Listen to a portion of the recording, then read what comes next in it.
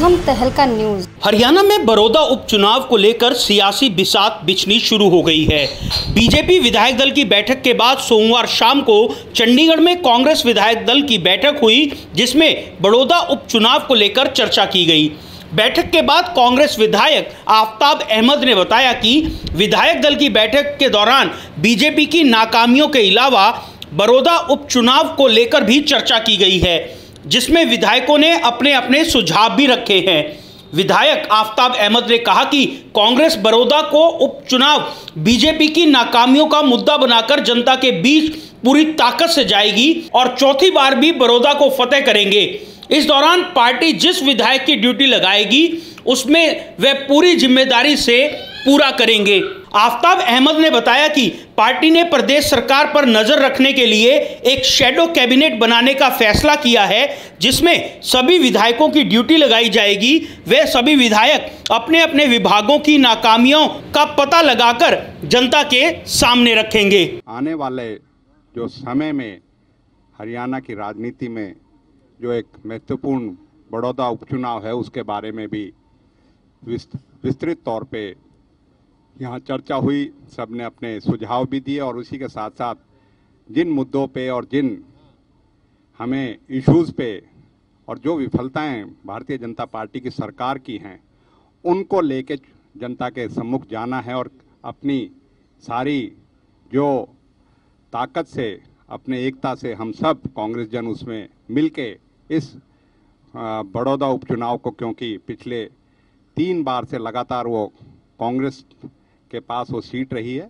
तो हम यकीन करते हैं बहुत अच्छे मार्जिन से हम इस चुनाव को जीतेंगे। और उसी में सबने अपनी सहमति भी जताई कि जो जो वहाँ पार्टी जिम्मेदारी लगाएगी, हमारे नेता हुड्डा साहब और सब जिम्मेवारी लगाएंगे, उसमें अपना सब योगदान भी देंगे। चुनाव प्रसार के लिए भी उससे पहले भी उसमें करेंगे। और हमारी यही रहेगी कि बीजेपी के जो ये तकरीबन नए जनादेश जो मिला, जिसमें गठबंधन सरकार बन के आज वजूद में है, उसके और पिछले 5 साल की जो उसकी विफलताएं हैं, जो उनकी वो है, उनको केंद्रित करके हम इस बड़ौदा उपचुनाव में जाएंगे।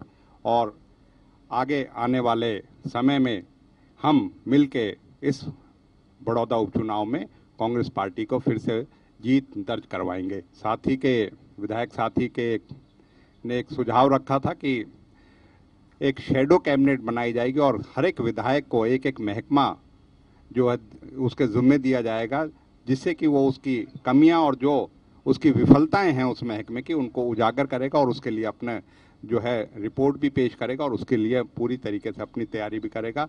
वो जनता के सम्मुख भी और अपनी विधानसभा में भी हम उसको उन कमियों को और जो महकमे की फेलियर्स हैं उनको भी हम जो है आगे चल के उन चीज़ों को अपने पार्टी के तौर पे और अपनी जिम्मेवारी के तौर पे भी हरियाणा की जनता के सामने लेके आएंगे। वहीं बैठक के बाद हरियाणा के नेता विपक्ष और 2 बार हरियाणा के मुख्यमंत्री रहे पूर्व मुख्यमंत्री भूपेंद्र सिंह हुड्डा ने एक बार फिर बड़ौदा सीट जीतने का दावा किया है। उन्होंने कहा कि बीजेपी के 6 साल में सभी वर्ग नाराज हैं। इस दौरान बीजेपी ने एक भी अच्छा काम नहीं किया। मुख्यमंत्री के बड़ौदा में जनता की भागीदारी के दिए गए बयान पर हुड्डा ने कहा, बड़ौदा की जनता स्वाभिमानी है, वह सब समझती है और कांग्रेस को ही अपना वोट देगी।